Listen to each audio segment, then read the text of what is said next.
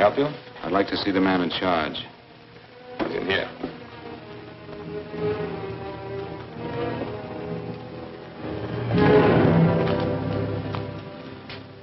I want to report a murder. Sit down.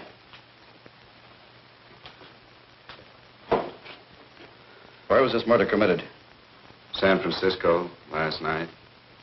Who was murdered? I was.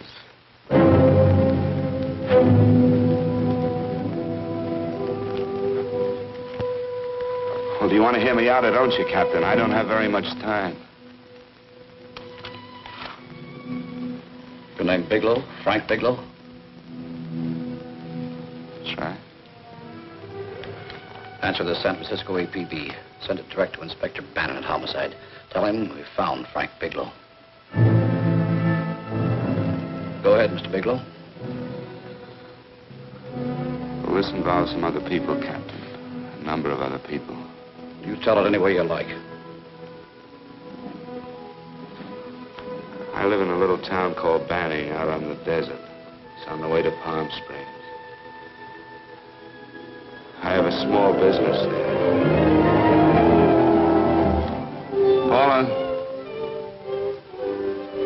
Yes, Mr. Bigelow. Give me a copy of Miss Hollis's 48 tax return, will you? Oh, you better get the 47, too. Yes, Mr. Bigelow. I don't think we took any depreciation on that new equipment last year. No, we didn't. I remember you said we could include it all this year. Sure we can. Hey, Frank. Yeah, well. Peterson says he wants a financial statement before he can give me my loan.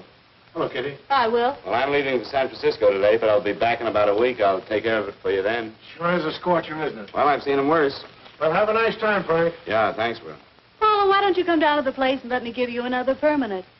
Makes your hair so much easier to manage in all this heat. I can't afford it right now. Maybe next month. Yeah, here it is. No, we didn't take it. Well, we can do it this year. You work it out any way you think best. Have a nice trip, Frank. Sure, Kitty. See you when I get back. Bon voyage. Why don't you come down anyway, Paula? We'll work out a deal on that permanent. Thanks. Maybe I will. Hello? Oh, hello, Mr. Hawkins. Just a moment. Do you want him to send your ticket over? No, I'll pick it up myself. No, never mind. Mr. Bigelow will pick it up at the station. Bye.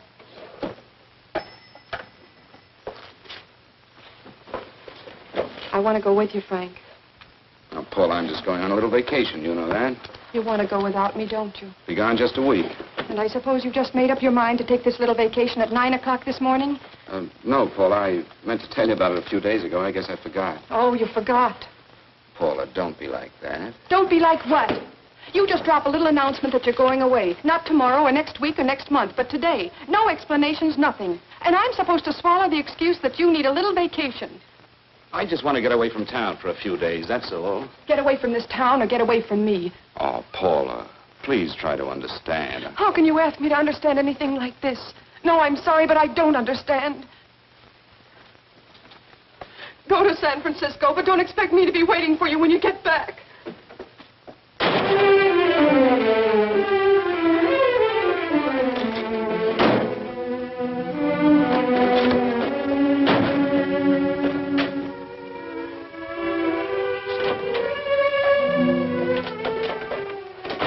Paula, please, Paula.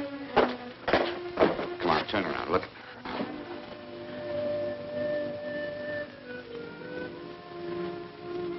Come here. Why do you do this to me, Frank? Why can't you be honest with me? As honest as I am with you? Do you have to go? I have to go, Paula. I know what I'm doing. All right, go. Go anywhere you like. You can go to blazes for all I care. Paula. Paula. Yes, I know. I'm being foolish. Come here.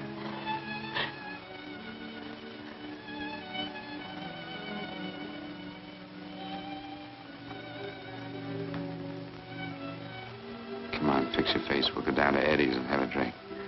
All right, why not?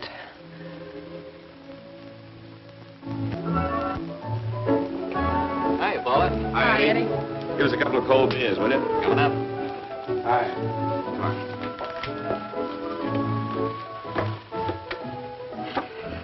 relief. This air conditioning feels good. I sure wish we had it in the office. It'd make working a pleasure. Well, if it stays this hot, don't bother going in the rest of the week. I win 2 races today. How many did you lose? Now, you would have to ask that. Kind of early for you two, ain't it? Too hot to work. That's what I like to hear.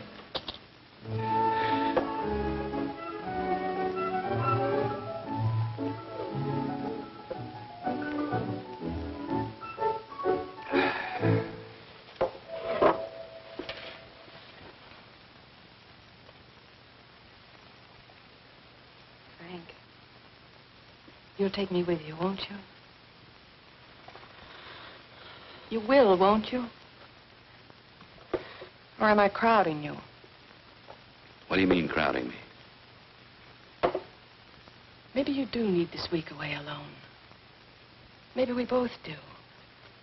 I know what's going on inside of you, Frank. You're just like any other man, only a little more so. You have a feeling of being trapped, hemmed in, and you don't know whether or not you like it. Look, Paula, I'm going to be honest with you. I care too much for you not to be honest with you. I'm as much concerned for your happiness as I am for my own. I know you've had one bad experience, Frank. I know all about it. But you don't know what it can do to 2 people, Paula. And the woman always gets hurt more than the man. I don't want you to get hurt, darling. More than anything in the world, I don't want you to get hurt.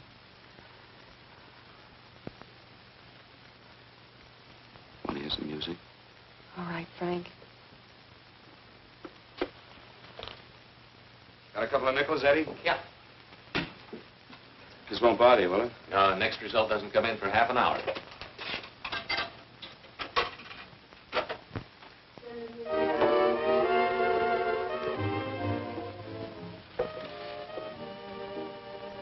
I thought that by now we'd be married. No, I'm not going to crowd you anymore, Frank. Go to San Francisco. I don't like it, but I'm convinced that you must go. I want you to be very sure, Frank. If it's right, and I believe it is, we'll have something really wonderful together. If it isn't, we should both know it as soon as possible. So you see, even if I could stop you, I wouldn't do it now.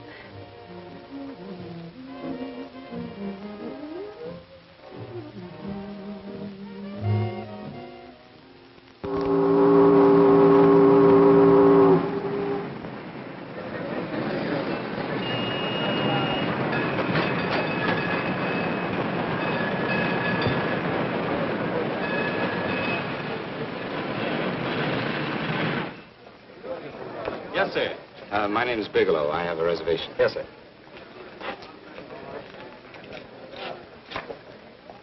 Here we are, sir. My name is Bigelow. I have a reservation. I have it, sir. It's a very nice room on the 6th floor, facing the bay. Boy, this might help you enjoy your stay, Mr. Bigelow. It's a little booklet on how to have fun in San Francisco. Oh, thank you. Very welcome, sir. Thank you.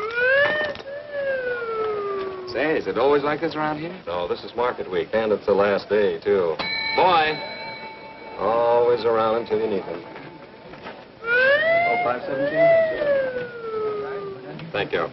Here's a message for you, Mr. Bigelow. Long-distance call came in about an hour ago from Banning, from a Paula Gibson. Oh, thank you. Very welcome. Show Mr. Bigelow to 618. Right this way, Slide.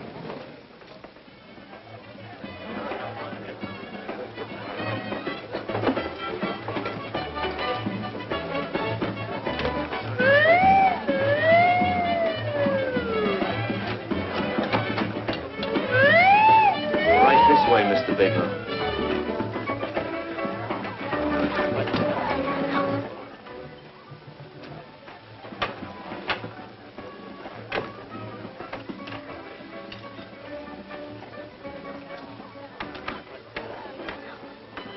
Is there anything else, Mr. Bigelow? Oh, yes. You can get me a dry Manhattan and a package of razor blades. Yes, sir. Thank you. Oh, and you can leave that door open. Hello, operator. I want to speak to Miss Paula Gibson in Banning, California. Yeah, that's right. No, I'll wait. Hello? Hello, Paula. Oh, hello, Frank. How was the trip? Fine, just fine. Having a miserable time, I hope. Well, I don't know. I just got in. What was that? Market week. The place is crawling with traveling salesmen. You know, Charlie Anderson found out that you went away and he asked me to go out with him. Oh, really? How did he make out? I'm considering it. Is that what you called to tell me? I'll have you know that this call is strictly business, Mr. Bigelow. Did a Mr. Phillips phone you? Eugene Phillips of Los Angeles. No. He will. He phoned the office 3 times today. Said that he wanted to get in touch with you immediately. He said it's most urgent and imperative that he reach you at once. What did he want? I don't know. But he sounded deep, dark, and mysterious and quite agitated about something. Phillips, have we ever done any business with him? Not unless you've been keeping it a secret from me. I looked through all the accounts. Why did you tell him you could reach me here? You know I'm supposed to be on vacation. So you told me. And so I told him, dear heart. But the gentleman didn't seem to respect your temperamental moods the way I do. He was very insistent that he speak to you before it's too late, as he put it. Well, tell him you tried to get in touch with me and I've changed my plans and you can't reach me. He won't talk to me. I told him that I was your confidential secretary, but I guess I didn't sound confidential enough. So I told him that he could reach you there this evening. Well, call him back. If it's as important as he says it is, he'll talk to you. Otherwise, he'll just have to wait until I get home. My, aren't we adamant this evening? All right, shall do. And Frank. Yeah? I don't quite know how to say this. Say what? Well, what I want to say is that there's nothing you can do that you ever have to feel guilty about. Oh. Sure. Thanks, Paula. I'll call you tomorrow. Right.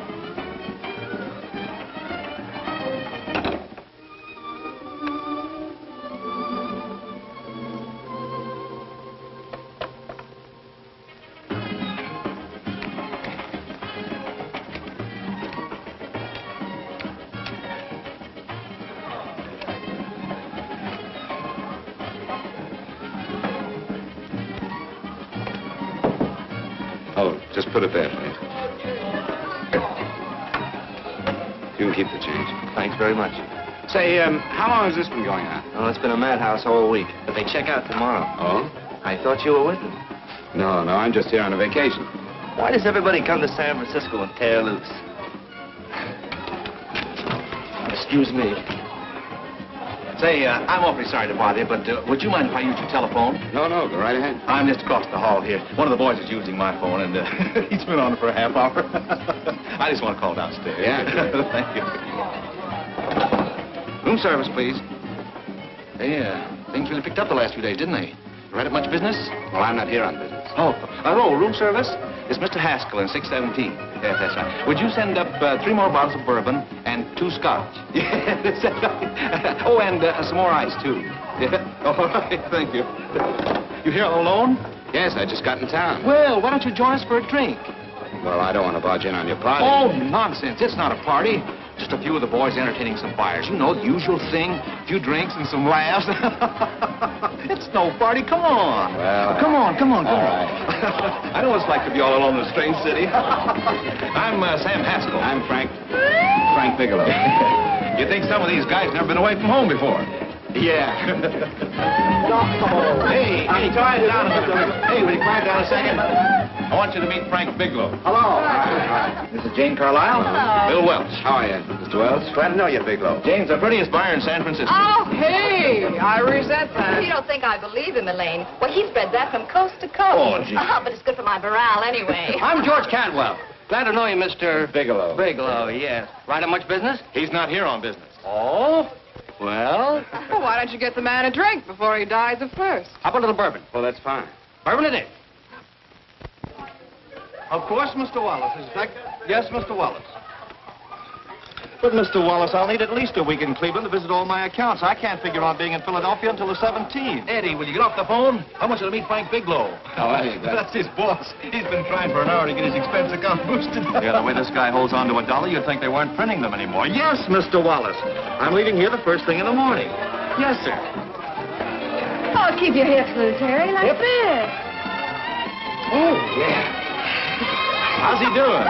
Oh, there's nothing wrong with Harry's drummer. The 2 years ago, the Murrays wouldn't shoot. Hey, now, wait a minute. I was doing all right there. This is Sue and Harry Brandon. Hello, good to sir. meet you. How are you? Where'd you find her, Sam? On a dance marathon? Bourbon. Oh, really? Oh, thanks. Say, I'll bet you could do the rumba. Well, a little, but I'm kind of rusty. Anything would be an improvement after Harry. Oh, how do you like that? Well, here goes. Hey, you're good. Oh, my wife, she's a good dancer, isn't she, Bigelow? Oh, yeah. Fellas, I thought you were going to show us a good time tonight. Is this doing the town? That's right. We practically bankrupt our stores to buy everything you've got. Then you keep us in this hotel room. I agree. This is my last night to howl before I go back to being a dutiful housewife. Well, it looks like we're stuck, boys. This is where we blow all our commissions in one night. And you're coming with us, Bigelow. Oh, no, thanks. You run along. I've got to get unpacked and have dinner. Oh, no, you're not going to get away from me. Now that I found a man who can dance, I'm going to hang on to it.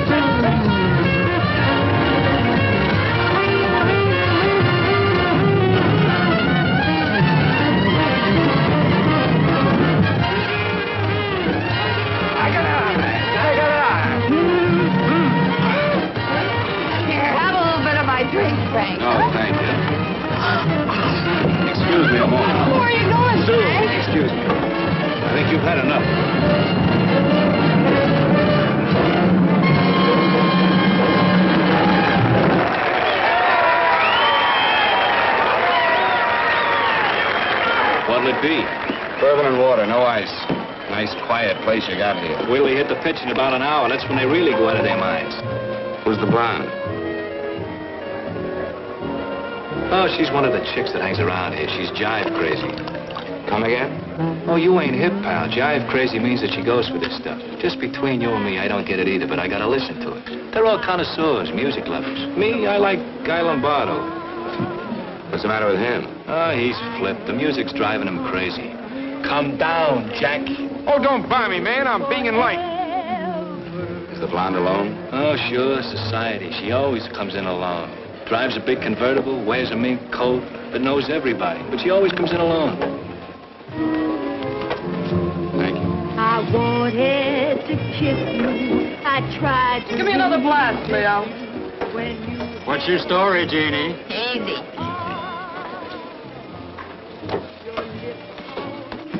Hello. Easy. Dig the fisherman. Oh, that's really silk, isn't it? Can I buy you a drink? Sure thing. Give me a glass, Leo. Leo, I left my glass at the other end of the bar.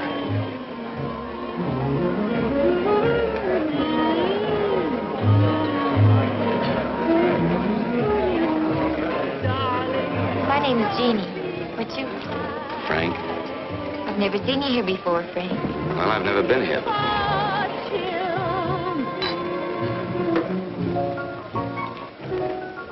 This isn't mine. Mine was bourbon. Well, sure it is. You saw me pour it. Give me a fresh drink. Anything you say. Oh, listen to that piano. Feel those vibrations. You don't get your kicks out of this, do you? I can live without it. Why do you stay here? I don't know. I bet I know. You're lonely in a big city. Why, you don't have to go into a routine with me. I like good company, too.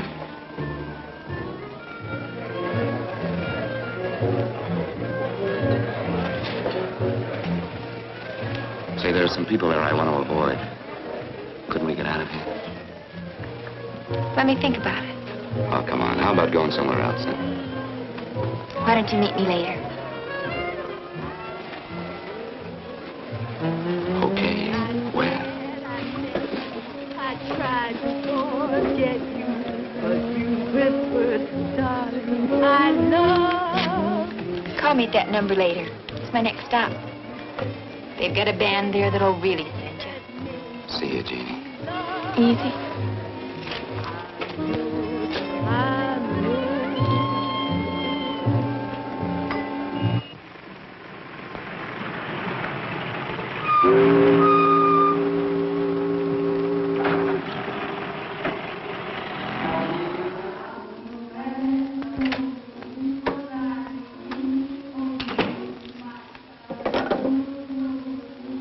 Never mind, operator.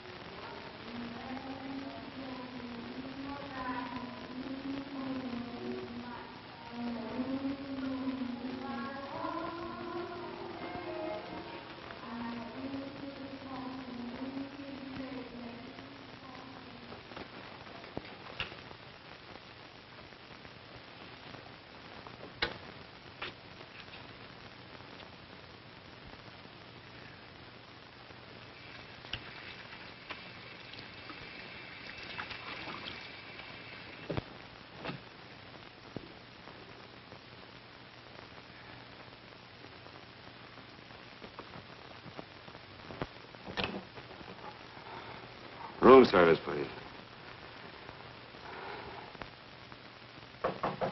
Come in.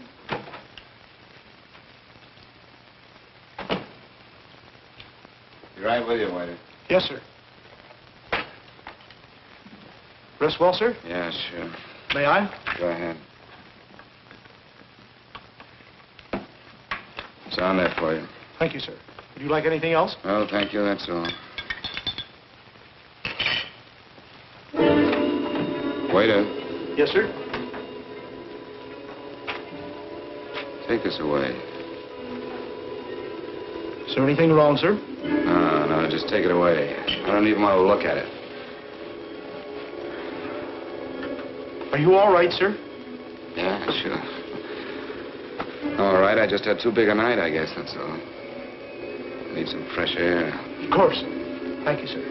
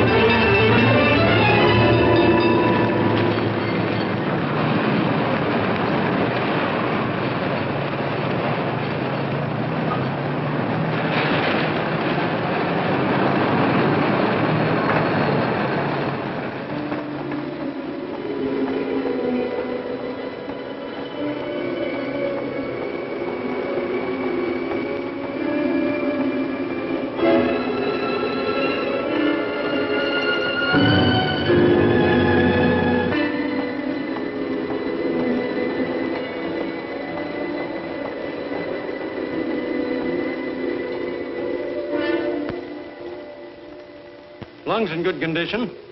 Blood pressure normal. Heart fine. Well, it's a good thing everybody isn't like you, Mr. Bigelow. Put us doctors out of business. I'm glad to hear it, Doctor. I was a little worried. Don't let a little bellyache worry you. Could be just the change of climate. Well, it isn't exactly an ache, Doctor. It's kind of hard to describe the feeling. Maybe it was the drinks I had last night. I might have mixed them too much, huh? Let's have another look at that throat. You may finish dressing now, Mr. Bigelow. I want to get the results of those tests we took. Thank you, Doctor.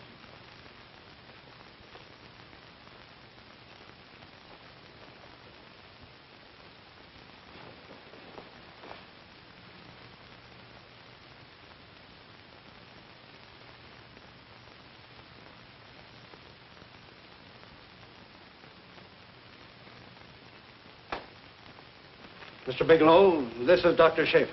Hello, Doctor. How are you? Sit down, Mr. Bigelow. According to the information you gave Miss Wilson, you're not married, Mr. Bigelow. That's right. Do you have any relatives, family, anyone in San Francisco? No, no one. I don't know a soul in San Francisco. Where is your home? What is this, Doctor? Why all the questions? You're a very sick man, Mr. Bigelow. Sick? But you told me I was in good shape. Yes, I know. But my preliminary examination didn't reveal your true condition. You sound as if it's pretty serious, Doctor. It's extremely serious. I want you to understand that we wouldn't tell you something like this unless we were absolutely certain. Well, of course, of course. You must steel yourself for a shock, Mr. Bigelow. Well, go on, Doctor. What is it you're trying to tell me? Our tests reveal the presence in your body of a luminous toxic matter. What is that exactly? A poison that attacks the vital organs. Poison? We have no alternative but to tell you this. Your system has already absorbed sufficient toxin to prove fatal. I wish there was something that we could do. What do you mean, wish? You mean there's nothing? There is nothing anyone can do. This is one of the few poisons of its type for which there is no antidote. This is fantastic. This is the most ridiculous thing. You don't have very long. What do you mean? A day, possibly a week, 2 weeks at the outside. It's hard to say exactly. Well, this is impossible. I don't believe it. You've made a mistake. That's it. It could be a mistake, couldn't it? You have made a mistake, haven't you? Answer me. Dr. Schaefer is an authority on toxicology. Been no mistake, Mr. Bigelow. Do you realize what you're saying? Well, you're telling me that I'm dead. Do you think you can explain my life away in just a few words? Why, I don't even know who you are. Why should I believe you? You must calm yourself, Mr. Bigelow.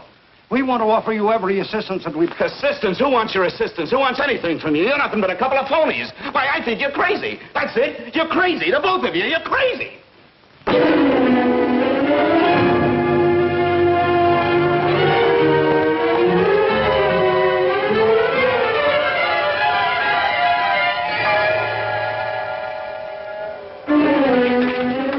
Where's the doctor? Come on, tell me. Where's... Doctor, go through the thing before you come Get out of here. here. Doctor. What's the trouble here? What's the matter with you? Doctor, I want you to examine me for luminous poison. Come right in here.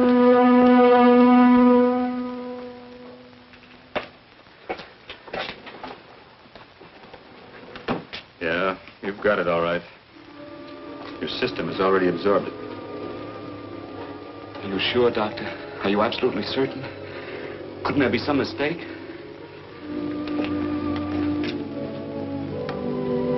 There it is. Toxin is actually luminous in the dark. Now there's no doubt about it, Bigelow. I don't feel sick. My stomach is just a little bit upset. Maybe it's not as bad as you think, Doctor. That's characteristic. With a heavy jolt, you go suddenly in a matter of hours. But if the stuff is taken in a lesser degree, you last a while, and then...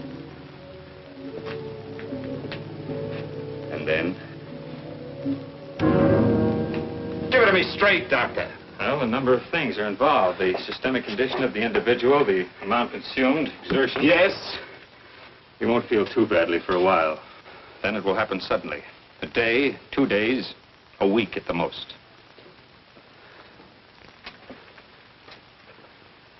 A day? 2 days? There's nothing that can be done now. If it had been caught in time, your stomach could have been washed out. But you've had it in you for some time now. For at least 12 hours, haven't you, Bigelow? I don't know. You don't know? No. Don't you know how you got it? No.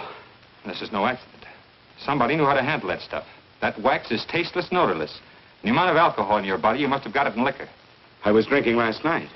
Arrange for your admission to the hospital immediately. Of course, I'll have to notify the police. This is a case for homicide. Homicide? I don't think you fully understand, Bigelow. You've been murdered.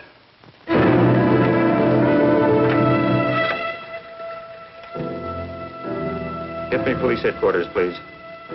Homicide Bureau.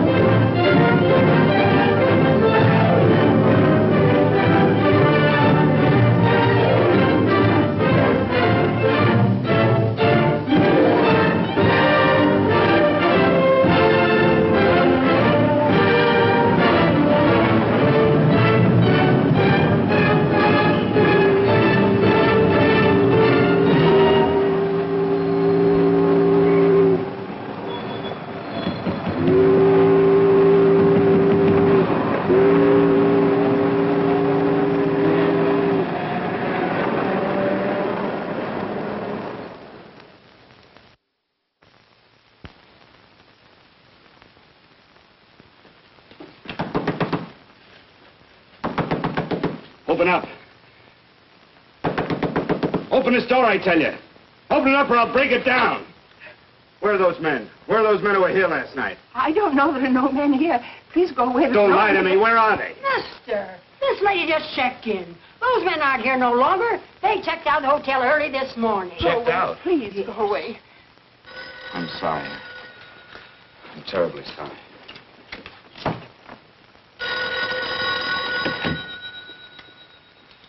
Hello? Please, Mr. Bigelow, my eardrums. Oh, hello, Paula.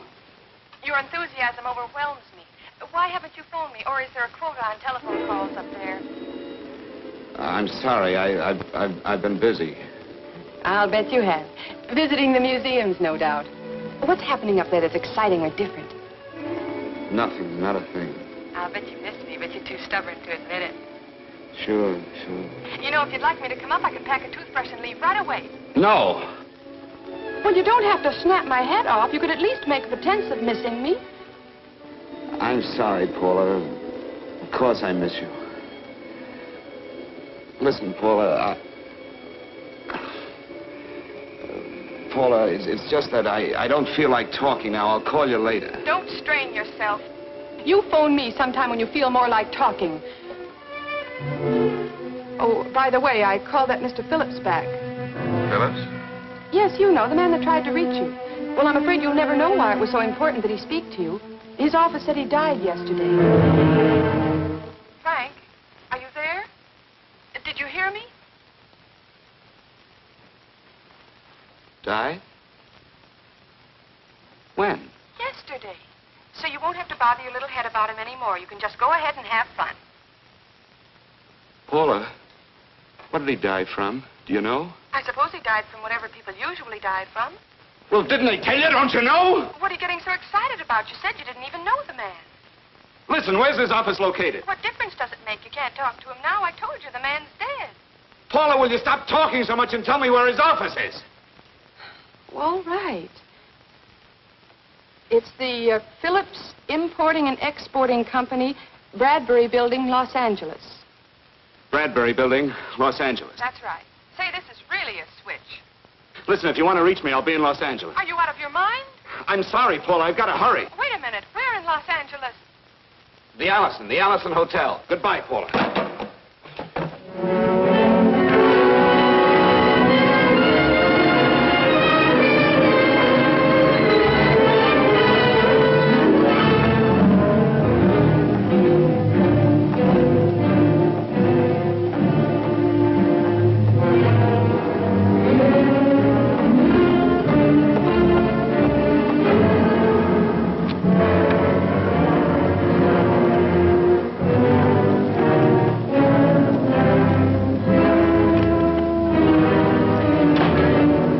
Someone in charge here. What is it in regard Well, to? it's a personal matter. It's quite urgent.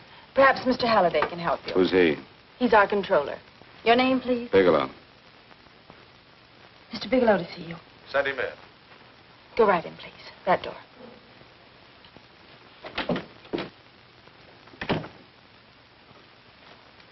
Mr. Bigelow? How are you, Mr. Halliday? What can I do for you? Well, Mr. Phillips phoned my office several times yesterday. I'd like to find out what it's all about. You know Mr. Phillips died yesterday? Yes, I know. Well, I don't understand. If he phoned you, didn't he tell you what it was about? Well, he didn't speak to me. I wasn't in my office at the time, and he wouldn't tell my secretary. Well, I'm afraid I can't be of much help, Mr. Bigelow. I've no idea why Mr. Phillips tried to reach you. I'm sorry you had to make the trip for nothing. How do you know I made a trip? I didn't say anything about making a trip. I merely said he phoned my office. My office could be here in Los Angeles. Miss Foster. Yes?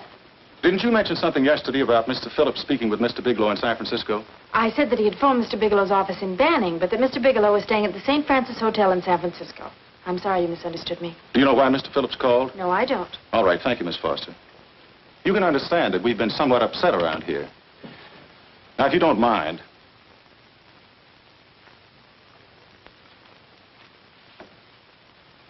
Does Mr. Phillips have a wife, family, anyone that could help me? You can't intrude on people at a time like this just to satisfy some curiosity. It isn't just curiosity. Then I suggest you wait a week or so. I can't wait. Well, I'm sorry you'll have to. Well, there's always a phone book. You're a pretty aggressive fellow, Bigelow. Are you quite sure that this is as important as you make it appear to be? It's important. Mrs. Phillips lives at the Sunset Arms Apartments. Thank you. I needn't tell you she's under a strain. I suppose you're capable of using a little more tact with her than you demonstrated with me. I think I can handle it. By the way, what was the cause of Mr. Phillips' death? Suicide. He leaped from the balcony of his apartment.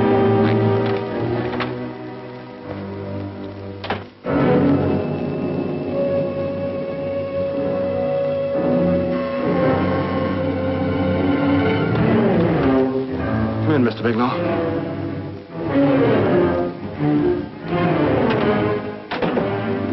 I'm Stanley Phillips, Eugene's brother.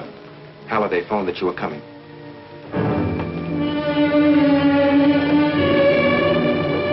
This is my sister-in-law, Mrs. Phillips.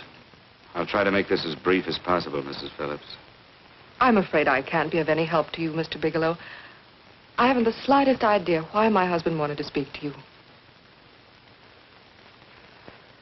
I guess Halliday covered just about everything. Did your husband ever mention anything about me, Mrs. Phillips? Anything at all? No. I can't recall Eugene ever having mentioned your name.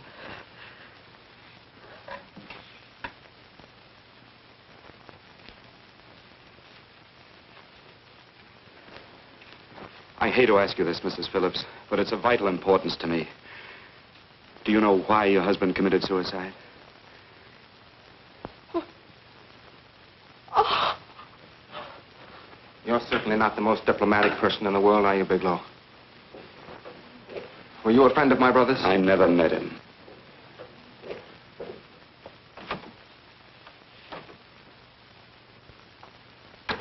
My brother was in a jam, a pretty bad jam. He was arrested 2 days ago. He sold some iridium to a dealer by the name of Majak. It's a very rare metal, very costly. Anyway, the iridium turned out to be stolen. He was released on bail yesterday, but he faced a pretty stiff prison term. And have committed suicide for less. Yes, I know. That's how the police feel about it. What puzzles me, though, is this crooked deal. Knowing Eugene, you wouldn't say he's the type of man to be mixed up in anything like that, now would you? I told you I never met him. That's right, so you did. Now, what's this all got to do with you, Bigelow? I don't know. Let's come clean with each other, Bigelow. Surely you must have some idea why my brother was so desperate to contact you. I have no idea. That's odd. Then how could it be of such vital importance to you? Well, you seem to know the answer to everything else. Maybe you know the answer to that one, too.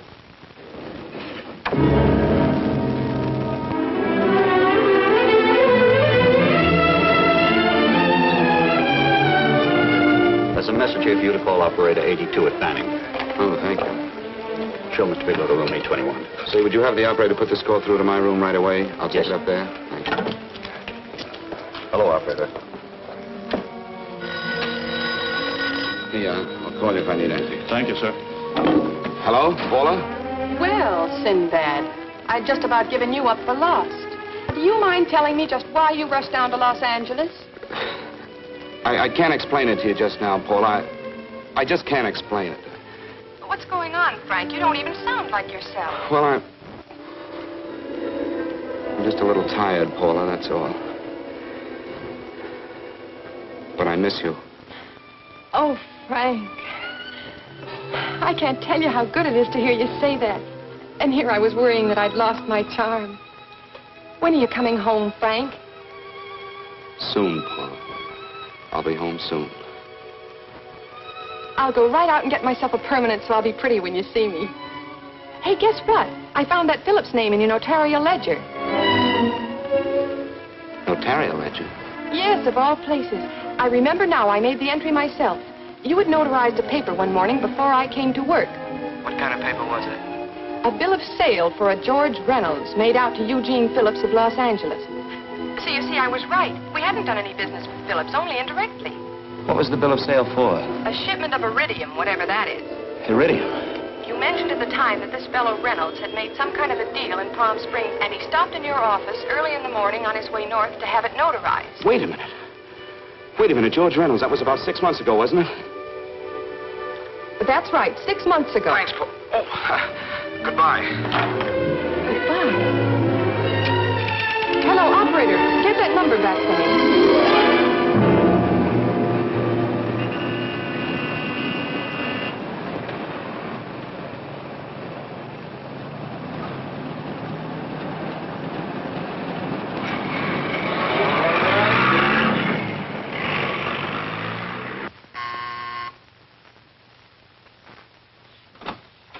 I've got to talk to you, Mrs. Phillips. Please, go away. I want to be left alone. But I found out why your husband wanted to see me. It was in connection with a bill of sale. Come in. Thank you. What do you know about a man named George Reynolds? George Reynolds? Yes. Why, that's the man my husband claimed sold him the iridium. And what did Reynolds claim? Reynolds disappeared. Yes? About 2 months ago, my husband grew suspicious that something was wrong. Since then, he tried in every way to locate Reynolds, but could find no trace of him. But I don't get it. Your husband could have proved he made a legitimate deal by showing the bill of sale he got from Reynolds. Then there was a bill of sale? Yes, of course there was. My husband swore there was, but at the time of his arrest, he couldn't find it. It was mysteriously missing. Well, then, if your husband could have shown proof, it would have been George Reynolds who would have faced the prison term. Eugene was convinced that Reynolds had stolen the bill of sale. He was the only one who had reason to eliminate evidence of the transaction. Thank you, Mrs. Thank you very much. You've been very helpful. Oh, if you'd only come sooner, Mr. Bigelow. My husband might be alive today. I know.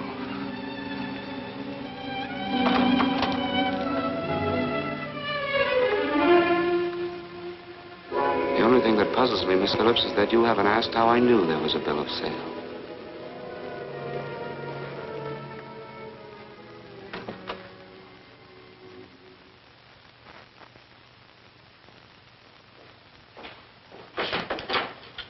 Mr. Holliday isn't in. He should be back shortly. I think you're the one who can help me, Miss Foster. Mr. Phillips tried to reach someone else before he called me yesterday, didn't he? Why don't you ask Mr. Holliday? Obviously, Mr. Holliday wasn't here yesterday, or he wouldn't have had to learn from you that Phillips called me. And you're the logical person to know who else Phillips called. I don't believe that's any of your business, Mr. Bigelow. Don't think you're revealing anything confidential, Miss Foster. I know that he tried to reach somebody else. Mrs. Phillips told me. You're bluffing, Mr. Bigelow. I don't know what you're after, but you're trying to trick me. Mrs. Phillips didn't tell you a thing. How do you know that? Mrs. Phillips knows nothing about it. She doesn't.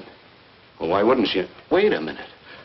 I was talking about George Reynolds. Who did you think I meant? Just who is it that Mrs. Phillips doesn't know I about? told you before, that's none of your business. All right, young lady, I'm going to give it to you straight. Phillips was murdered. Murdered? I don't believe you. He told me because he needed me to clear him. Phillips was innocent. Innocent men don't have to jump out of windows. Murdered? Just who are you trying to protect, Miss Foster? Why are you so afraid to tell the truth? I'm not protecting anybody. I haven't any more to say. All right, young lady, listen to me. This thing is going to explode wide open. If you've got nothing to hide, you better start talking. Or maybe you are mixed up. No! Well, then, come on. Mr. Phillips called Marla Rakubian. He went to see her yesterday morning. Who's Marla Rakubian? She's a model. She and Mr. Phillips used to be quite friendly, but he hadn't been seeing her for quite some time. Come on. The last couple of months, he'd been trying to locate her and finally learned where she lived yesterday morning. When he returned from seeing her, he was terribly upset and excited. That's when he put in the calls for you. When he couldn't reach you, he went home. The last time I saw him alive. Give me Marla Rakubian's address. I don't think Mr. Phillips realized I was aware of his friendship with Marla Rakubian, and out of respect for him, I never intended to tell anybody. I had no idea that she had anything to do with the trouble he was in. I admire your discretion, Miss Foster. You know, you must be pretty friendly with Stanley, Miss Foster. He knew how desperately his brother tried to reach me yesterday, and he wasn't even here at the time. And now you seem to know all about what happened in Mrs. Phillips' apartment.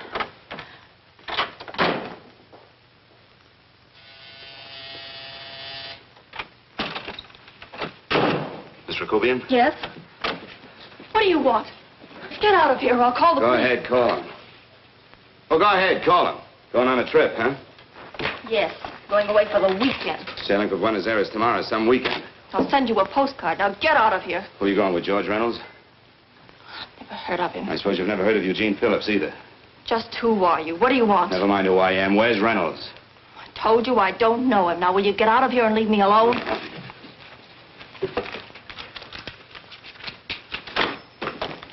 So you never heard of George Reynolds, huh? And don't try to tell me that this isn't him because I've seen him. If you think you can scare me, you're crazy. Look, I know that Phillips came here yesterday. And right after he left, he was pushed out of a 6-story window. Pushed? Phillips committed suicide. Your playmate Reynolds murdered Phillips. Then he went up to San Francisco to get me. Because I knew about a certain bill of sale. I don't know what you're talking about. You're in this right up to your pretty little neck. I'm not mixed up in anything. Get your hands up. Drop that picture on the couch. Turn around. Don't get any ideas because I'm not afraid to use this. Give me your wallet.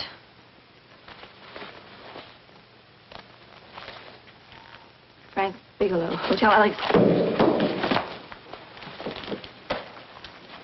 All right, now where's Reynolds? I don't know. I don't know where he is. Is that what you told Phillips yesterday? I told him exactly what I'm telling you. I haven't heard from him in months. Yeah? You're mighty careful of the picture of a man you haven't heard from in months. What does the Ray stand for? It was a pet name. Do you mind? Oh, it sounds very cozy, Miss Rakubian. You and Reynolds call each other pet names while you make a sucker out of Phillips. Phillips made the deal because he wanted it. Yeah? I'll bet you weren't above using what it takes to help make him want it. Who's paying for this trip? I am. Really? A first-class trip to Buenos Aires on a model salary. Don't make me laugh. Since you and Reynolds aren't seeing each other anymore, you don't mind if I keep this to you? If I were a man, I'd punch your dirty face in. You know, I really believe you would. Oh, I almost forgot. Your tickets. Don't be surprised if I'm there to see you off.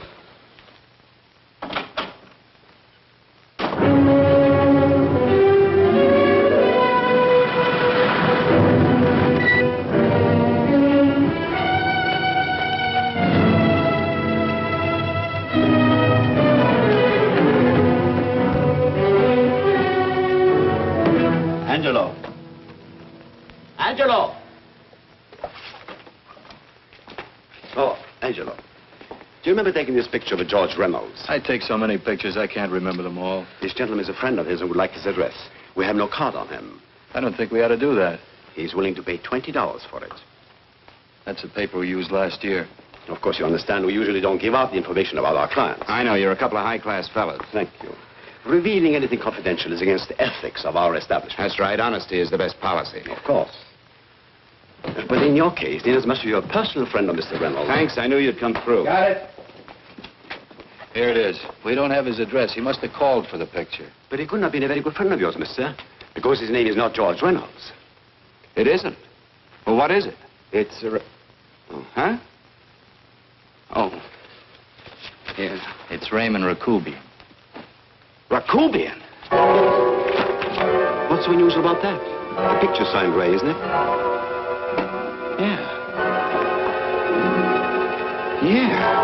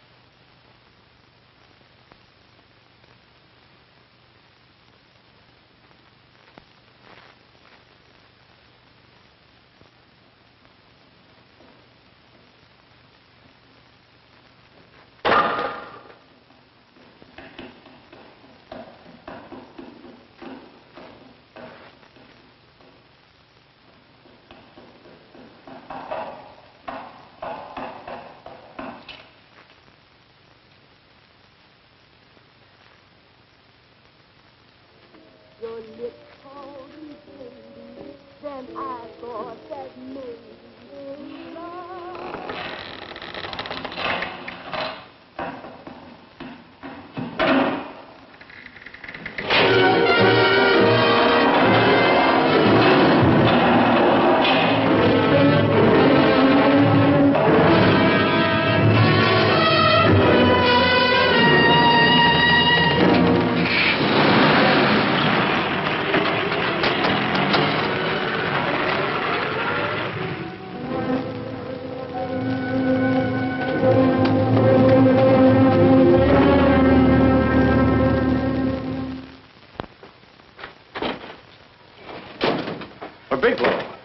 Are you all right?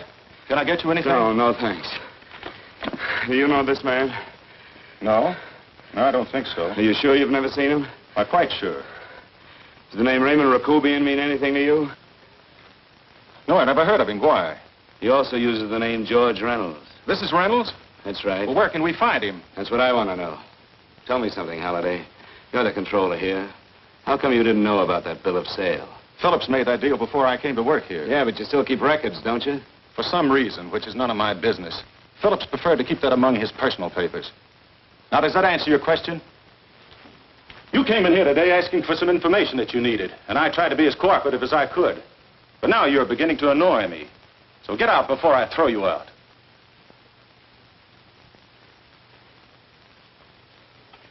You know, you really frighten me.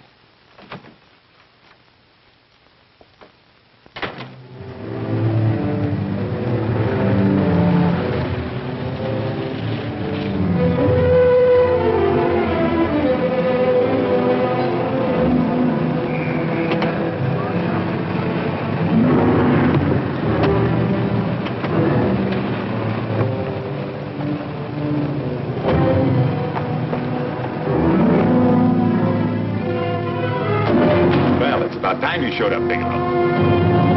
Go ahead, Dave.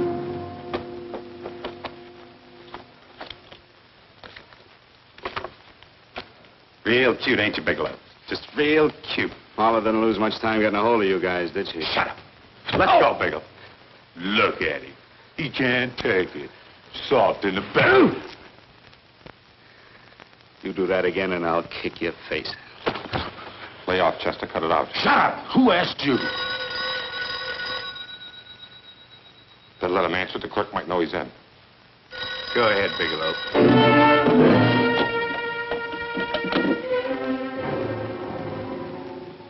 Hello? Frank. Frank, why did you hang up on me? I've been trying to get you for hours. I'm sorry, Paula. I was in a hurry. Well, don't be in such a hurry this time. You didn't give me a chance to finish what I had to say. I wanted to tell you that McGowan was in hollering his head off because you didn't go over the books. Tell McGowan to get another auditor. Sure. Sure, I'll just do that little thing and lose the best paying account we've got. Do as I tell you, Paula. Frank, are you drunk? Paula, how much we got in the bank? About $2,200. Draw it out tomorrow. Sure. Then what do? Skip town without paying our bills? Forget the bills. You know that coat you always wanted? Buy it. You are drunk. You know, if I didn't have such a good character, I'd be tempted to take advantage of your intoxicated state, Mr. Bigelow. I'm not drunk, Paula. Well, then don't tell me that one day away from me can affect you this way. Cut it short. Paula, Yes? I'm sorry I left you. I never realized how much I love you. But I know it now. Oh, Frank, darling, I love you too so very much. Please come home. I miss you terribly. I said cut it short. I'd just love to let you have it, Bigelow. Let's go, Chester. This guy's kept us waiting long enough now. Walk in front of me, Bigelow. And keep your mouth shut. If you so much as look cross-eyed at anybody, I'll blow the back of your skull out.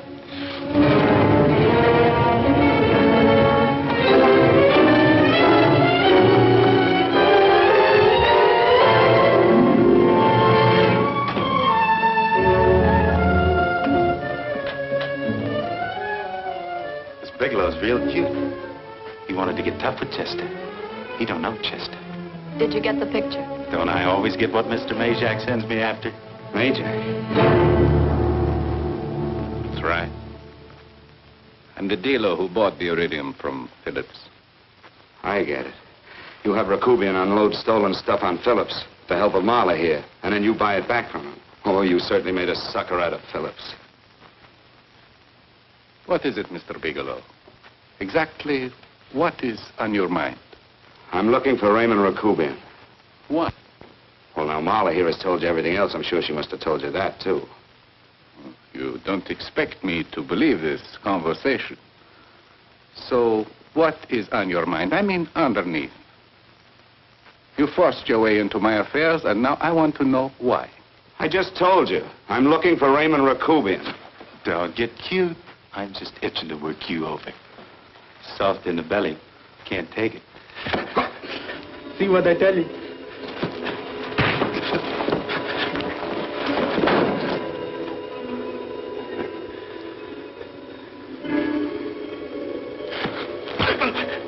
Can't do that to Chester.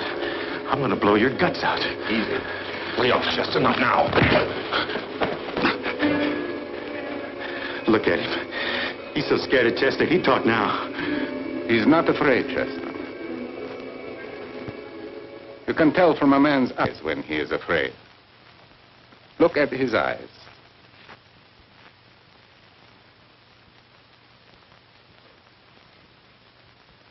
Oh!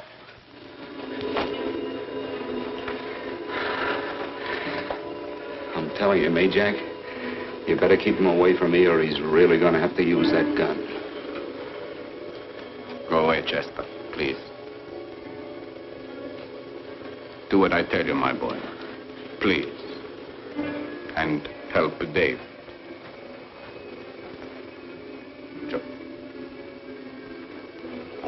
Your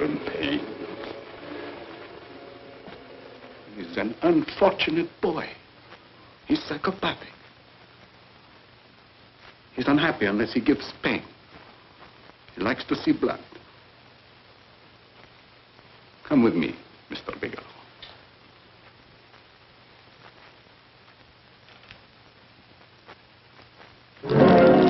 Raymond Rakubian was my nephew. He could not possibly have tried to kill you. He's been dead 5 months.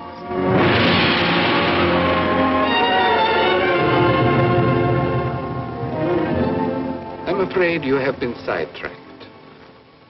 Provided it is true that somebody made an attempt on your life. Somebody made an attempt again today. I had no reason to kill you, believe me. What do you mean you had no reason? I notarized a certain bill of sale. You notarized the bill of sale for Reynolds, not Rakubian. Now, what I told you was true. I had no reason to kill you. That's a closet, Mr. Bigelow. And under other circumstances, you could go home now. But now you present a problem. You know too much, and I am in danger. Chester! Suppose I were able to prove to you that I only want to find the person who tried to kill me, and I won't cause you any trouble. You know I can go to jail for 10 years for this little business. 10 years. At my age, that's my life. That means my entire life. With my life, I do not take chances. I am sorry, believe me. You want Joe to go with you? No. Just Bigelow and me. And baby makes 3. But Major, goodbye, Mr. Bigelow, and forgive me. Let's go, Bigelow. I guess you won't be there to see me off.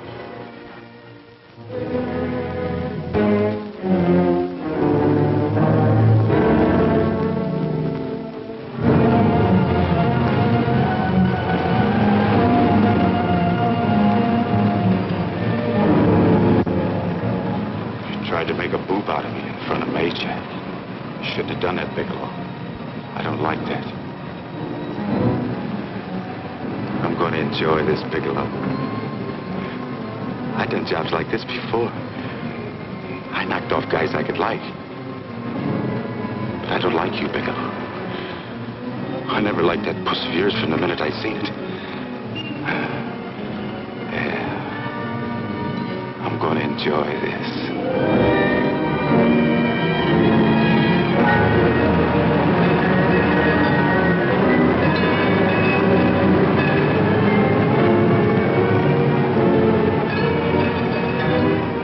Ain't scared yet, are you, Bigelow?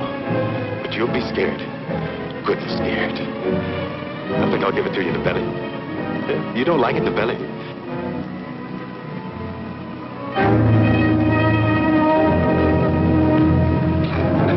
Good.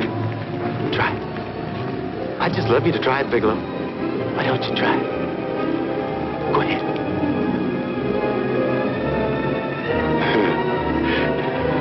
Didn't have the nerve, did you, Bigelow?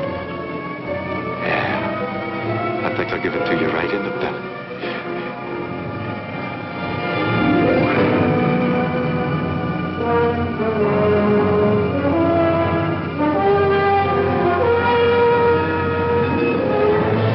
Longer when you get it in the belly. It's nice and slow.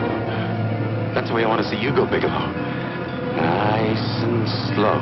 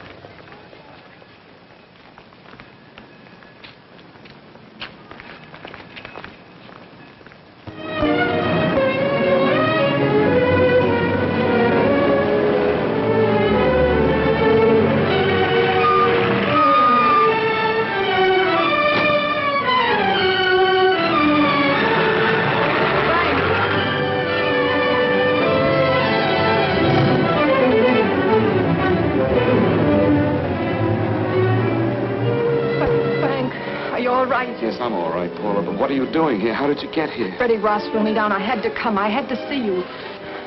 You shouldn't have come, Paula. You shouldn't have. What is it, Frank? You're in some kind of trouble. I know it. Look at you. You're a sight. Your clothes look as if you've slept in them. Are you ill? You are. You're feverish. I'm all right, Paula, and I'm not in any trouble, believe me. You're lying, Frank. Right after I spoke to you, I got a phone call from the San Francisco police. They asked if I knew where you were. You didn't tell them anything, did you? Of course not. It was the homicide detective that called. What is it, Frank? If you're in any kind of trouble, you certainly can trust me. Look, I'm not in any trouble with the police, Paula, believe me. But you can't stay here. You've got to go back to Banning right away. No, I won't go, Frank. I won't. I'm staying here with you. Paula, it's better that you go back, believe me. Why? What's this all about? What have you got to do with this Phillips and Reynolds? Phillips was murdered.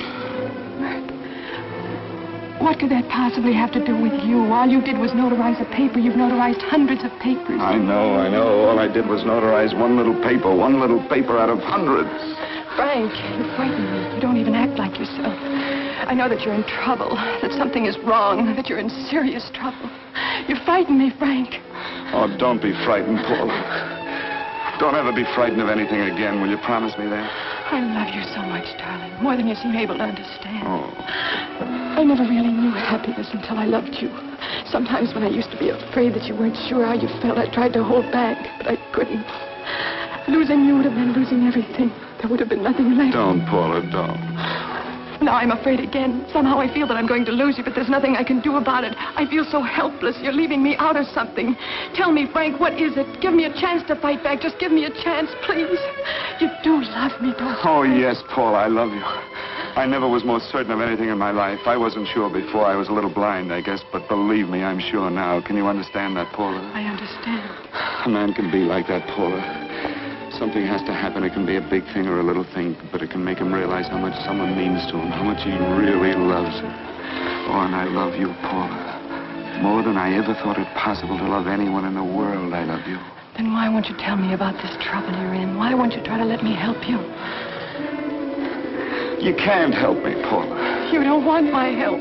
Oh, Paula, there's nothing you can do. Will you believe me? So will you please go home, please? No, Frank. I won't go. I know you're in trouble. I can't leave you like this.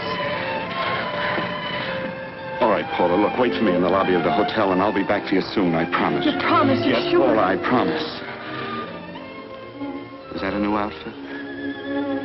Yes. Oh, that's beautiful.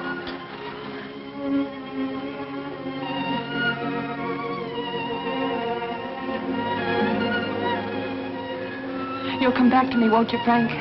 Yes, Paula, I'll come back, I promise. Please hurry, darling. Oh, I love you. I love you, Paula.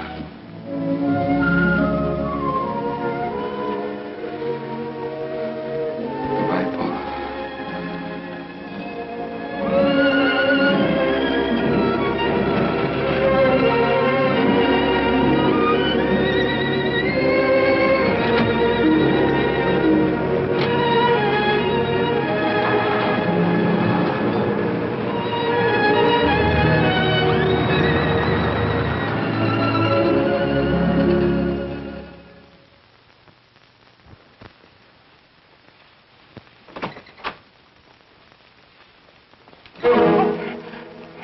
Stanley here? You sure? All right, get in there. Now get Stanley on the phone. Tell him to come over here right away. Use any excuse you want. What are you going to do? What was Stanley going to do when he used me for a clay pigeon today? I don't know what you're talking about. Don't act innocent with me. I fell for that once. I don't know what you mean. I told you everything you wanted to know this morning. Yeah, you told me just enough so I'd get sidetracked and wouldn't know that Stanley was the one I was after. Stanley? Oh, no. You and Stanley have been together on this from the start. Now, come on, get on that phone and call him. Don't let him know I'm here. Bigelow.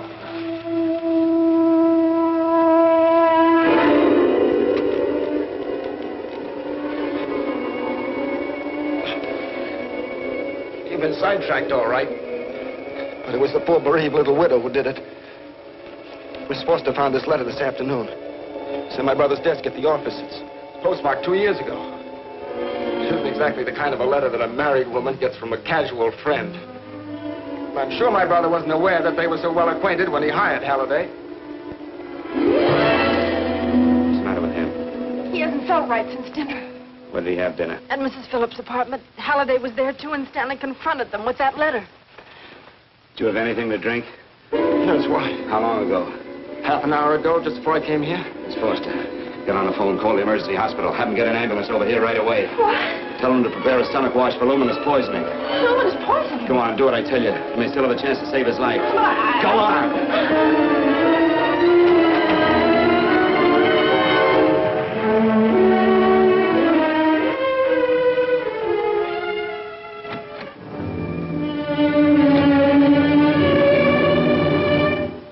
I found George Reynolds, Mrs. Phillips. He's been dead for 5 months. Then he didn't steal the bill of sale. No, he didn't. But you could have stolen it. How dare you? You knew who I was when I came here today. But you were surprised to see me alive, weren't you? But I'm not alive, Mrs. Phillips. Sure, I can stand here and talk to you. I can breathe and I can move. But I'm not alive. Because I did take that poison. And nothing can save me. What are you going to do? If I kill you now, I have nothing to lose. No, you've got to listen to me. You've got to give me a chance. But I didn't have a chance. It was Halliday. Believe me, it was Halliday. He made me steal the bill of sale. He planned everything. What about this letter? Your husband knew about you and Halliday. He found it only yesterday. He accused Halliday. They fought, and Halliday pushed him over this balcony. And why me? Why did he want to kill me? Because you could have proved there was a bill of sale, that my husband had no reason to commit suicide. Halliday was desperate. After he killed my husband, he found out about the phone calls to you. He thought you spoke to him, that you knew enough to involve him.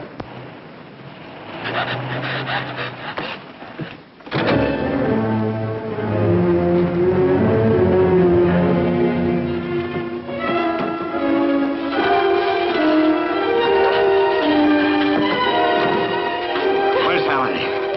Where is he? He's in the office. This time you don't walk him.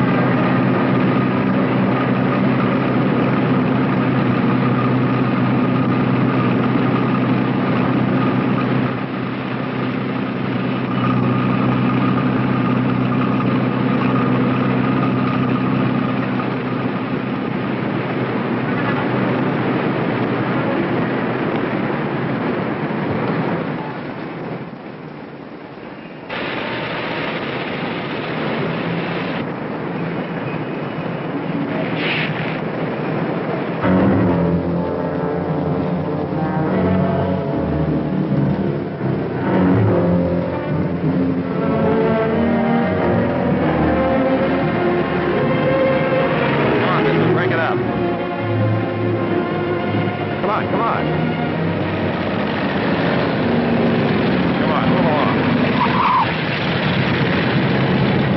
Come on, let's break it up. Move along now. Let's get going. Come on.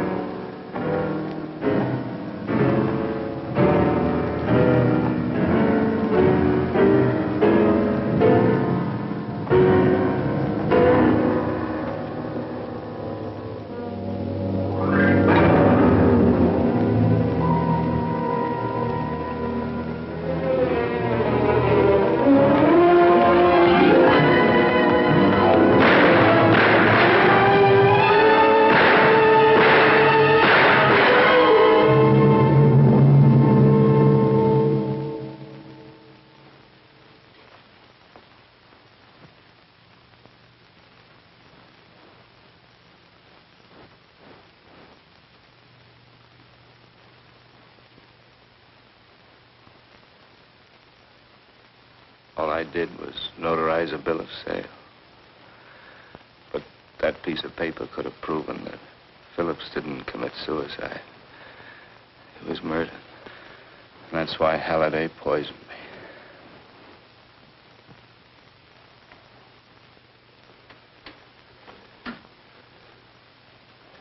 Would you?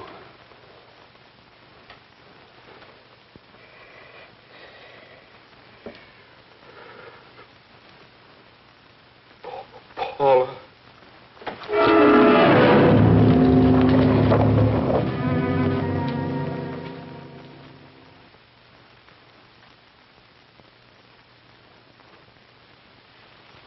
Call the morgue.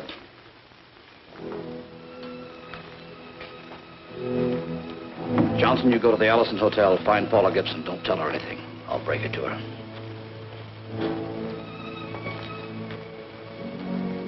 How shall I make out the report on him, Captain? Better make it dead on arrival.